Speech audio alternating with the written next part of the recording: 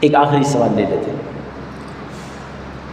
اکثر گھر میں جب خواتین نماز پڑھتی ہیں تو پڑھتے پڑھتے اچانک کوئی کام پڑ گیا، جیسے دروازے پر کوئی آ گیا تو دروازہ کھولنے چلے گئے، تو کچھ لوگ کہتے ہیں جائے نماز ایسے ہی چھوڑ کر نہ جائے ورنہ شیطان پڑتا ہے، کیا یہ بات درست ہے یا غلط ہے؟ بھائی اگر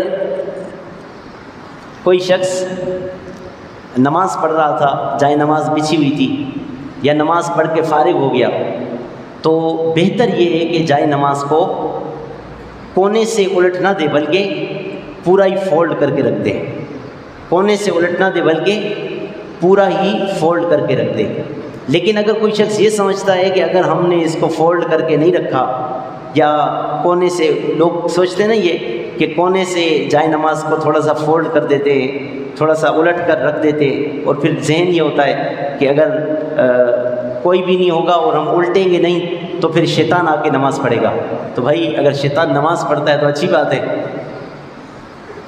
ویسے شیطان نماز پڑھتا نہیں ہے، نماز سے لوگوں کو دور کرتا ہے، یہ تو بالکل غلط بات ہے، اس کی کوئی اصل نہیں ہے کہ شیطان آ کر کے نماز پڑھتا ہے، اس کی کوئی اصل نہیں ہے۔ لیکن اعلیٰ حضرت امام اہل سنت سے جب یہ مسئلہ پوچھا گیا، فتویٰ رضویہ شریف میں موجود ہے کہ اعلیٰ حضرت سے جب یہ پوچھا گیا کہ اس طرح جو الٹ دیتے ہیں جائے نماز کو کنارے سے، اس کی کیا اصل ہے، تو اعلیٰ حضرت امام اہل سنت نے یہی فرمایا کہ شیطان پڑھتا ہے، یہ تو کوئی بات نہیں ہے، لیکن چیزوں کو، جو کپڑے اور جو بستر انسان، اور حدیث بھی اعلیٰ حضرت نے 3 حدیثیں ذکر فرمائی ہیں اس کے جواب کے اندر، کہ اور تینوں حدیثوں کا مفہوم کچھ اس طرح ہے جو میں آپ کو اپنے زبان میں، اپنے الفاظ میں بیان کر رہا ہوں، کہ اگر کوئی بھی بستر یا کپڑے جب آپ نے پہن کر اتارے ہوں تو ان کو تہہ کر کے رکھ لیا جائے، ان کو فولڈ کر کے تہہ کر کے رکھ لیا جائے،